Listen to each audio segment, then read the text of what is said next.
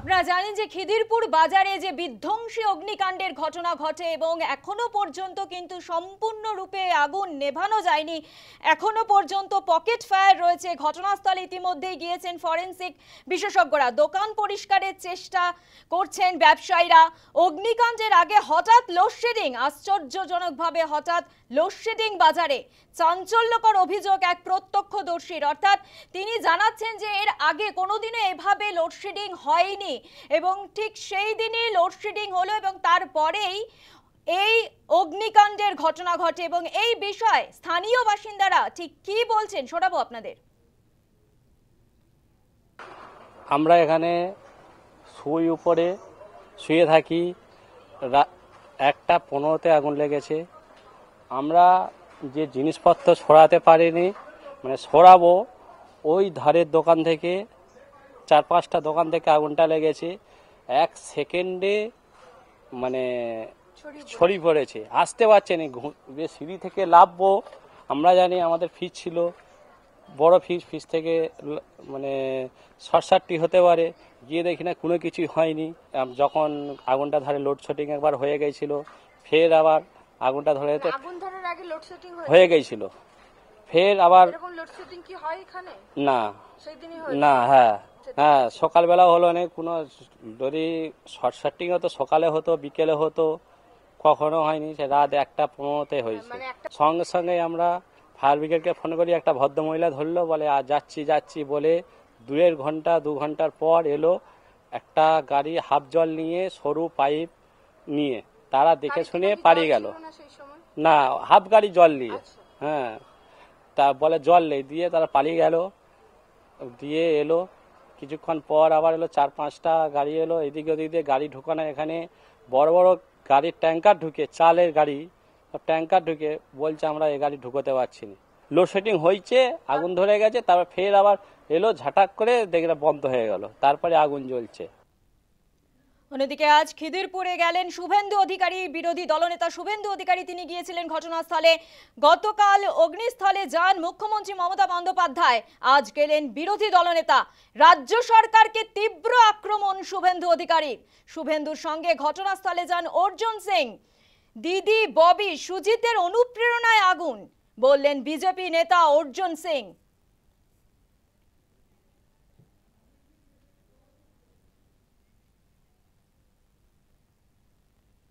খিদিরপুরে man-made অগ্নিকাণ্ড, এমনটাই কিন্তু অভিযোগ করেছেন, এমনটাই দাবি করেছেন শুভেন্দু অধিকারী। ৭২ বছর ডিএম এর হাতে ছিল, কিছু হয় 4 বছর নিয়েই সেটেলড হয়ে গেছে। এক্সচেঞ্জ অফ সুটকেস অ্যাটাচি দিয়ে নিয়েছে, কাজ মিটে। এরা উঠবে না, অবস্থান ধর্ণা চলবে, আমরা আছি। ব্যবসায়ীদের অনেকে ষড়যন্ত্র, সবাই বলছে, অনেকে না, সব একজোট। মমতা ব্যানার্জি জানলেন কি করে আগুন লাগবে। নতুন জায়গা ঠিক হয়ে গেল, জায়গা ঠিক হয়ে গেছে, চলে যান। এই দোকানগুলো 1 লাখ টাকা, 25 লাখ টাকা করে দিন, তারপরে কথা। ববি কালীগঞ্জে প্রচারে যাবে, ওই দিন আগুন লাগবে, ঠিক করেই ববি পালিয়েছে। মুখ্যমন্ত্রী আগে থেকে জানলেন কি করেছে? আবার মাল নিয়েছে, মাল। তৃণমূলের এখন নতুন নাম টাকা মারা কোম্পানি। পাশাপাশি রাজ্যে নিষ্ক্রিয় সরকার, বার্তা শুভেন্দু অধিকারীর। মুখ্যমন্ত্রী সবার মুখ্যমন্ত্রী হতে পারেননি, গরিব ব্যবসায়ীদের মুখ্যমন্ত্রী হতে পারেননি। তৃণমূল মানেই টাকা মারা কোম্পানি, কটাক্ষ বিরোধী দলনেতার। রাজ্যে গোটা সিস্টেম ভেঙে পড়েছে, এমনটাই বার্তা শুভেন্দু অধিকারীর।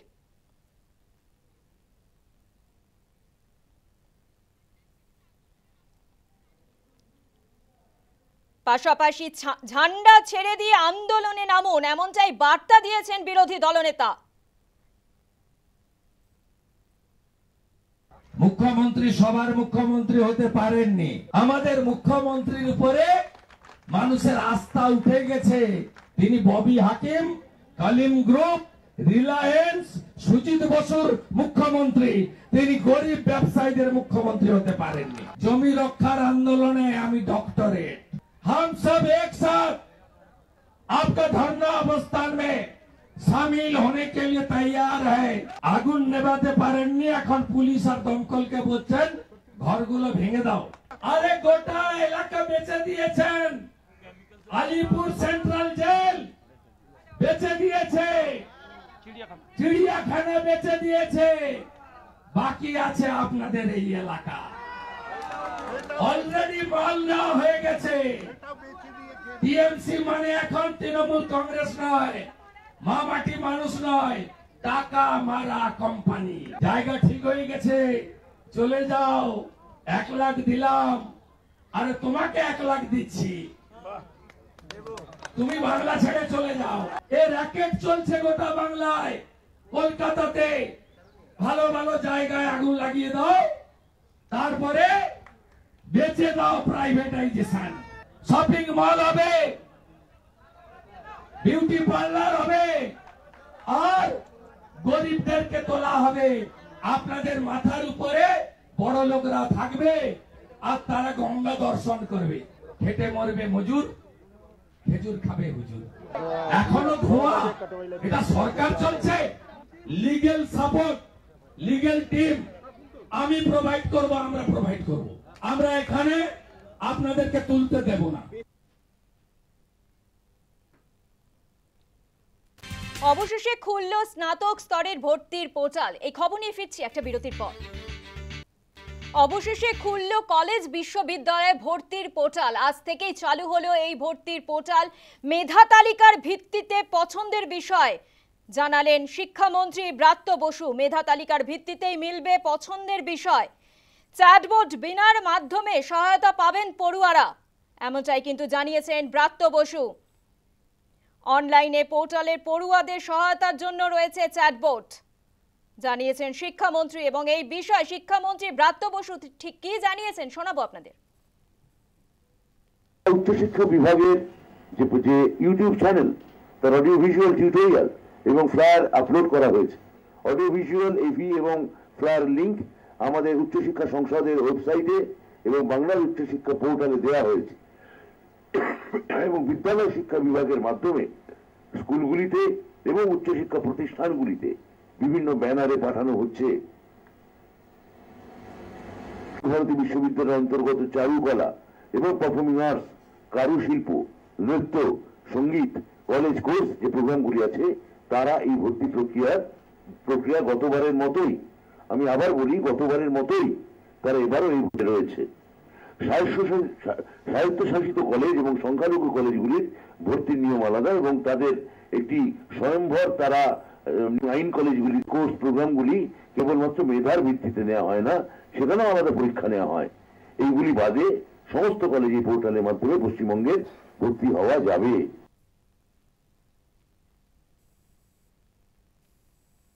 ক্রমশ তীব্র হচ্ছে ইরান ইসরায়েলের সংঘর্ষ। এই খবর নিয়ে ফিরছে একটা বিরতির পর।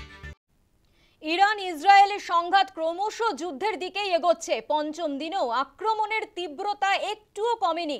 ইরান এবং ইসরায়েলের ক্ষেপণাস্ত্র একটার পর একটা আছড়ে পড়ছে অন্য দেশে। ইসরায়েল হামলায় নিহত ইরানের নয়া সেনাপ্রধানও। মোসাদের সদর দফতরেও হামলা ইরানের।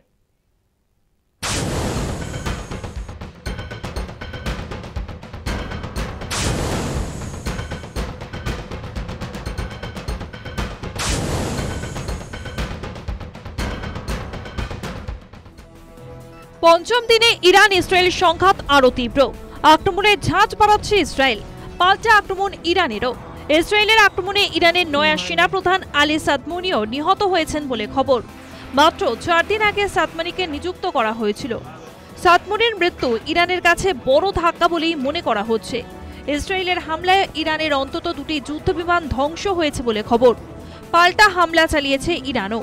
মোসাদের সদর দপ্তরে হেজবুল্লাহর ব্যালিস্টিক মিসাইল এসে আছড়ে পড়ে বলে সংবাদ সংস্থার খবর। হাইফাই বিদ্যুৎ প্রকল্পেও হামলা চালিয়েছে ইরান। ইসরায়েল সূত্রের খবর, ইরানের হামলায় এখনো পর্যন্ত 26 জনের মৃত্যু হয়েছে, আহত হয়েছেন অন্তত 500 জন। অন্যদিকে ইসরায়েল ইরানের অন্তত 80টি জায়গায় হামলা চালিয়েছে। হামলায় মৃত্যু হয়েছে অন্তত 224 জনের, আহত প্রায় 1200। তেহরান এবং তেল আবিবে অনবরত সাইরেন বেজেই চলেছে। আতঙ্ক তৈরি হয়েছে সর্বত্র।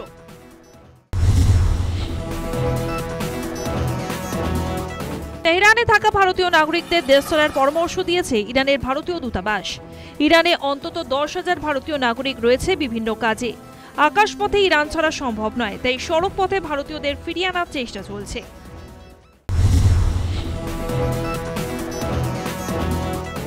এই আবহে G7 বৈঠক ছেড়ে ওয়াশিংটন ফিরে গেলেন মার্কিন প্রেসিডেন্ট ডোনাল্ড ট্রাম্প।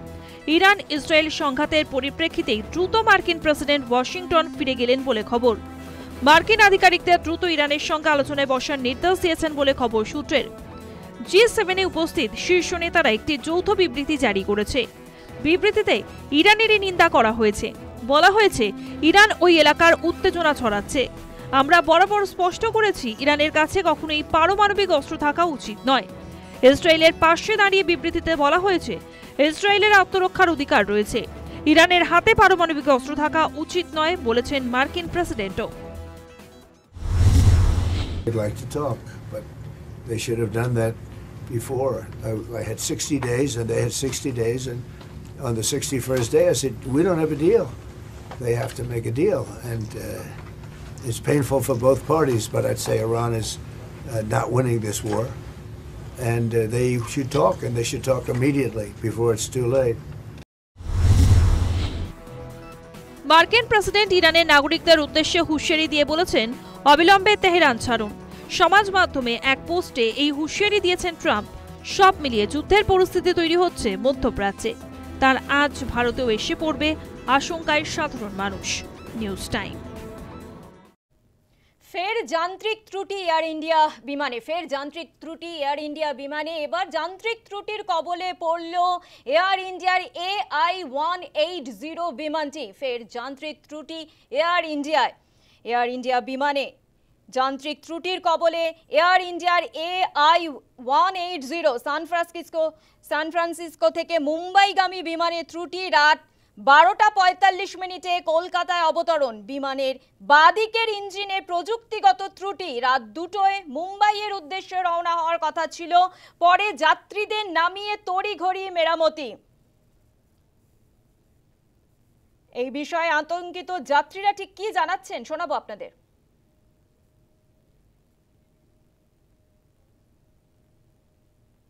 कुछ टेक्निकल इशू है, they are managing like that, and you wait for 15 minutes, half an hour, and they announce कि अभी आपका फ्लाइट चेंज कर रहे हैं हम लोग। अच्छा। और आपको दूसरी फ्लाइट करके कनेक्ट करके देंगे। तो टेक्निकली ये कितने बजे हुआ था? इतना टाइम कहाँ पर थे? एयरपोर्ट में। तो कितने बजे? गुड फूड, हॉट, हम लोग को इडली सांभर नाश्ता दिया, वो ड्राई फ्रूट्स भी दिया, चाय कॉफी भी दिया, पानी भी, सब they give all service. Aircraft मतलब आप लोग का जैसे एयरक्राफ्ट में कि आपको वेट करने बोला उन्होंने? वेट करके बोला, वहाँ भी वो लोग ने हम लोग को स्नैक्स सर्व किया, जूस सर्व किया। एयरक्राफ्ट में कितने देर थे आप लोग?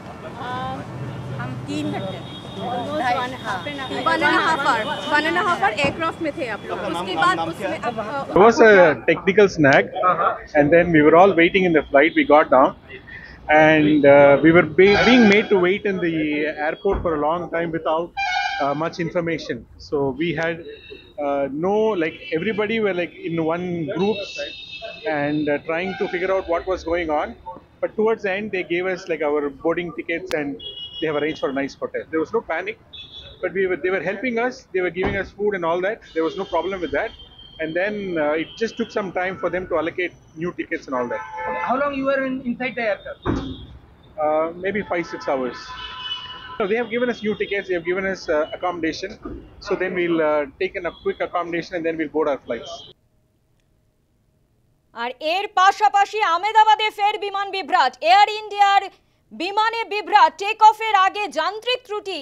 AI-159 বিমানে যান্ত্রিক ত্রুটি। বিমান বিপর্যয়ের পর প্রথম লন্ডনগামী বিমান, সেই আহমেদাবাদ, সেই লন্ডনগামী, সেই এয়ার ইন্ডিয়া। অর্থাৎ এয়ার ইন্ডিয়ার যে আমরা দেখেছি যে ভয়াবহ দুর্ঘটনা ঘটেছে, এবং তারপরে একের পর এক এয়ার ইন্ডিয়ার বিমানে ত্রুটি ধরা পড়ছে, এবং এক্ষেত্রে দাঁড়িয়ে সেই আহমেদাবাদে আর সেই লন্ডনগামী বিমান, একের পর এক এয়ার ইন্ডিয়ার বিমানে যান্ত্রিক ত্রুটি ধরা পড়ছে।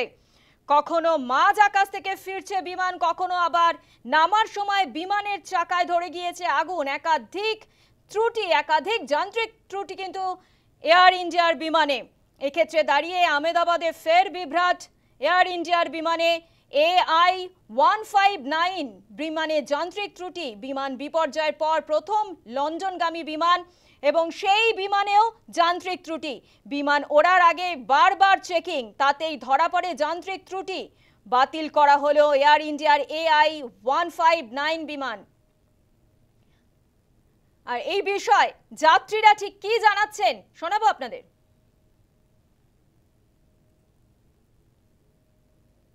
आज मेरे को 10 बजे की फ्लाइट था। सुबह मैसेज आया था कि 2 घंटे लेट है, मगर तो भी ये मेरा लड़का है हाईकोर्ट में एडवोकेट है, मेरे को छोड़ने के लिए आया। हम यहाँ 9 साढ़े 9 बजे आ गया, तो मेरा लड़का चला जाता था तो यहाँ बोला कि आज फ्लाइट कैंसिल है। मैंने बोला कि भाई वापस आ जाओ, फ्लाइट कैंसिल है। अथॉरिटी को बोला क्यों कैंसिल है, हम क्या करेंगे, हमें को लीगल कॉन्फ्रेंस में लंदन जाने वाला है। तो वो बोला कि नहीं आज की कैंसिल है, कोई रीजन नहीं देता था।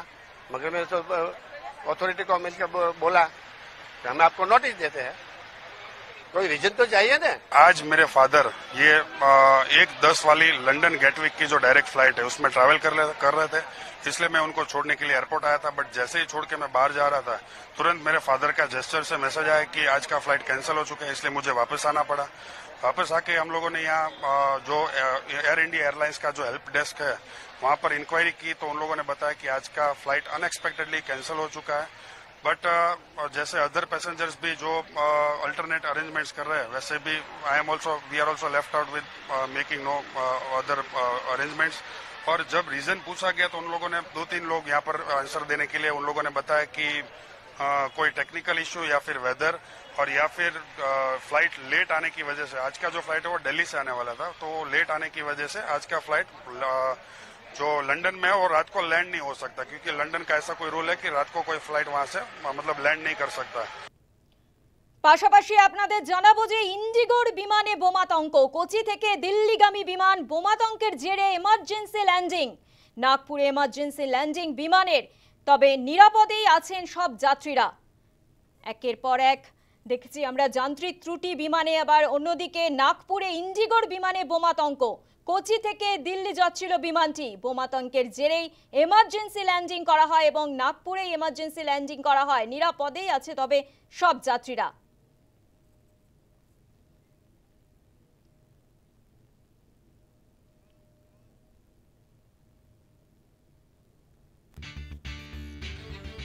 অবশেষে দক্ষিণবঙ্গে বর্ষা প্রবেশ, এই খবর নিয়ে ফিরছি একটা বিরতির পর। অবশেষে দক্ষিণবঙ্গে প্রবেশ করতে চলেছে বর্ষা, নিম্নচাপের হাত ধরেই দক্ষিণবঙ্গে প্রবেশ করছে বর্ষা। ইতিমধ্যেই যেটা জানানো হয়েছে আবহাওয়া দপ্তরের তরফ থেকে, যেটা জানানো হয়েছে আগামী 48 ঘন্টায় দক্ষিণবঙ্গে প্রবল বৃষ্টির আশঙ্কা। দক্ষিণবঙ্গের সব জেলাতেই ভারী বৃষ্টির সতর্কতা, বুধবার পর্যন্ত অতি ভারী বৃষ্টির সতর্কতা এমনটাই কিন্তু জানানো হয়েছে। পাশাপাশি বীরভূম, মুর্শিদাবাদ, হুগলি, বাঁকুড়া জেলাতেও ভারী থেকে অতি ভারী বৃষ্টি। কলকাতা সহ দক্ষিণবঙ্গের বাকি জেলাগুলিতেও ভারী থেকে অতি ভারী বৃষ্টির সতর্কতা। দক্ষিণবঙ্গের একাধিক জেলাতে ভারী থেকে অতি ভারী বৃষ্টির সতর্কতা, বুধবার পর্যন্ত অতি ভারী বৃষ্টির সতর্কতা। বীরভূম, মুর্শিদাবাদ, হুগলি, বাঁকুড়া জেলাতেও ভারী থেকে অতি ভারী বৃষ্টির সতর্কতা। পাশাপাশি কলকাতা সহ দক্ষিণবঙ্গের একাধিক জেলাতে ভারী থেকে অতি ভারী বৃষ্টির সতর্কতা জানিয়েছে আলিপুর আবহাওয়া দপ্তর। আগামী 48 ঘন্টায় দক্ষিণবঙ্গে প্রবল বৃষ্টির আশঙ্কা। দক্ষিণবঙ্গের সব জেলাতেই ভারী বৃষ্টির সতর্কতা, বুধবার পর্যন্ত অতি ভারী বৃষ্টির সতর্কতা জানিয়েছে আলিপুর আবহাওয়া দপ্তর। অবশেষে বঙ্গে প্রবেশ করল, দক্ষিণবঙ্গে প্রবেশ করল বর্ষা।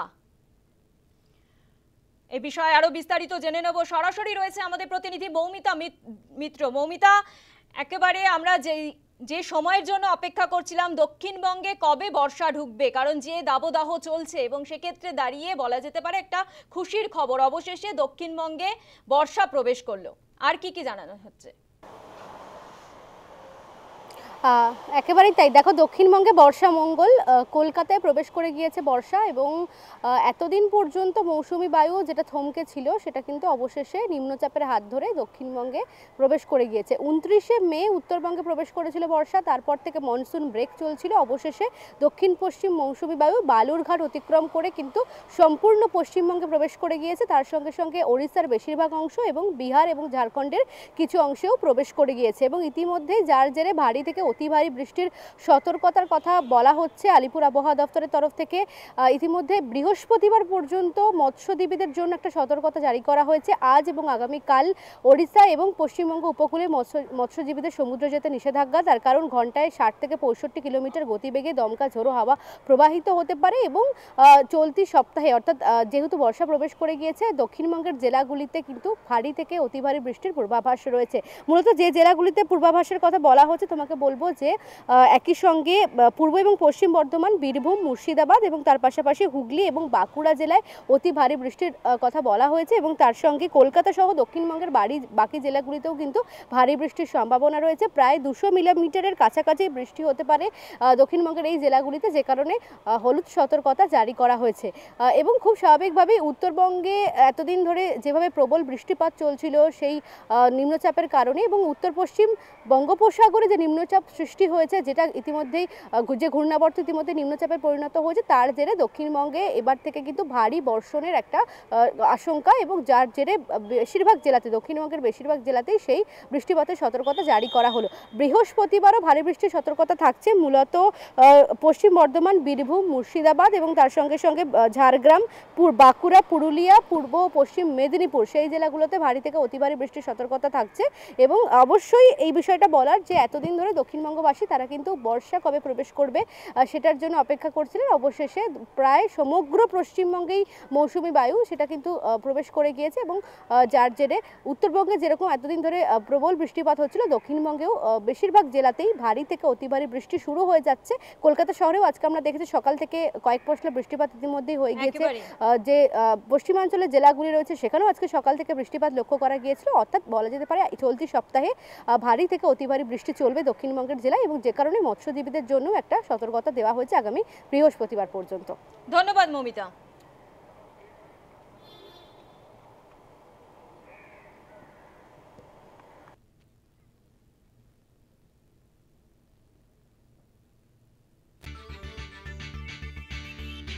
প্রাইম টাইম আজ এ পর্যন্তই। বিরতির পর দেখুন নিউজ এক্সপ্রেস, তারপর সন্ধ্যে 7টায় বেঙ্গল লাইন সানন্দার সঙ্গে।